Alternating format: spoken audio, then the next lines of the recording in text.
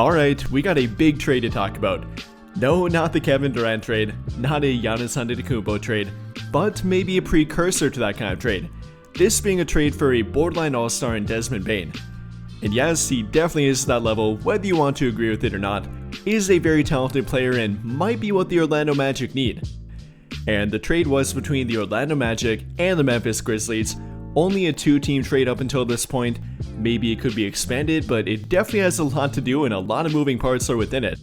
Orlando trading their number 16th overall draft pick in the 2025 NBA draft, along with 3 more first-round draft picks with that one.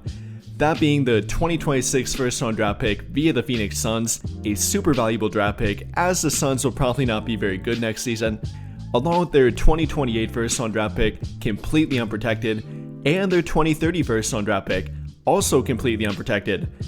And not to mention a future first-round draft pick swap lightly protected in 2029, amounting to 4 future first-round draft picks and a future first-round draft pick swap for Desmond Bane.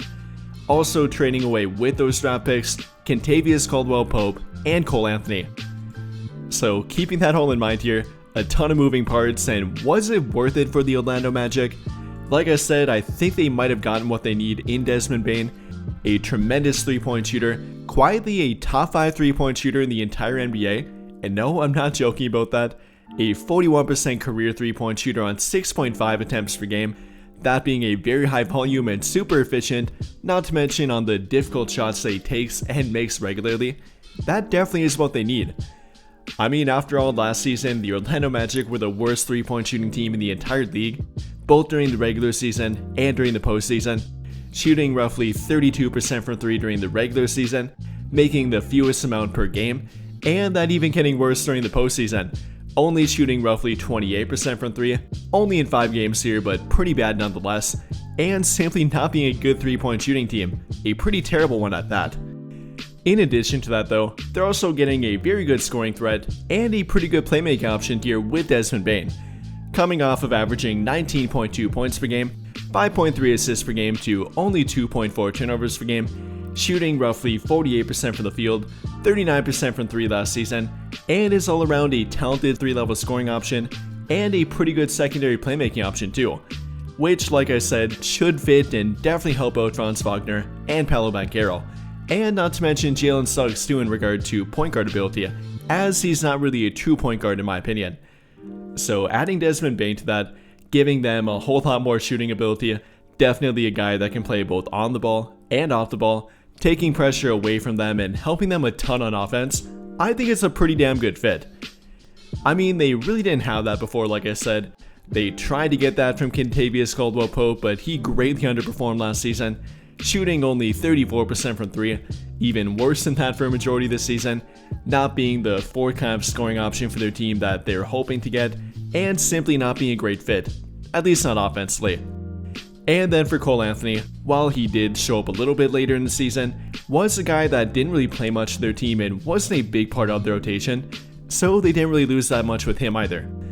And overall from a fit standpoint, especially offensively, I think it's a great fit with Desmond Bane. But again, was he worth the 4 first-round draft picks? That's up for debate here. I mean, a team like Phoenix is definitely salivating at that, saying that if Desmond Bane can get 4 first-round draft picks, what can we get for Kevin Durant? Now, there definitely is a difference there between them, not only in regard to talent or accolades, but then not to mention their age and contract they're under. Like I've talked about with Kevin Durant, he is 37 now, is only under a 1-year contract, so there might be some risk with him, and there definitely is some risk with him. Who knows, he might even retire in a couple of years, he is 37 again, then only under a 1-year contract, he could leave the team that trades for him, so there definitely is some risk with trading for Kevin Durant. And while there's obvious risk with trading for any player, Desmond Bane is only 26, about to be 27, is under a 4-year contract, under contract all the way until 2029, so definitely some more security with trading for him rather than Kevin Durant. But was it actually worth the 4 first-round draft picks? Again, that's up for debate here. If you ask me, probably not that much. I mean, that Phoenix first-round draft pick that they got, or traded away rather, is a super valuable draft pick. So while I do like the fit of Desmond Bane with Orlando, while I think he was a worthwhile player for them to trade for, I'm not sure I would trade 4 first-round draft picks with KCP and Cole Anthony. maybe something more along the lines of 2 to 3 first-round draft picks with that salary filler they gave up, and then maybe it would be a bit more worth it. I don't know, I guess we'll see how it plays out for them. They're not that far away from contention. He does fit their timeline after all and is under contract for quite some time, so I guess we'll watch how it plays out. But then finally finishing up with talking about the Grizzlies' standpoint here and why they made this trade. After all, Desmond Bane was a gigantic part of their team, the second scoring option for their team, or maybe third behind John Morant and Jaren Jackson. What do they do now, and are they heading in a rebuild, or are they simply trying to reset? I mean, they made it to the same point that the Magic made it to this season, both making it to the first round of the NBA playoffs and not being very competitive in it. I mean, yes, the Magic won one game, but didn't really have a chance to make it that far. Same with the Grizzlies here, so what are they trying to do? Well, I guess that's yet to be seen. We've heard rumors about Jaren Jackson maybe wanting to be traded, is only under a 1-year contract and has yet to sign a contract extension with their team. John Morant's future is definitely up in the air. There's plenty of controversy about him and what he may or may not do with the team going forward. So I guess it's kind of a wait-and-see approach with them. If they would in fact enter a rebuild though, then it pretty much would be an all-out fire sale for their team.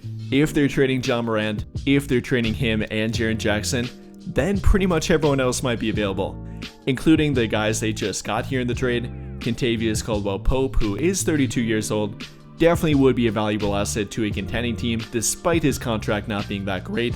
Cole Anthony likely up for sale as well, is 25, so could be part of a short-term rebuild, but likely not a player they would include in their rebuild. And then even other veterans in their team likely would be available as well. So I guess we'll wait and see what they do here.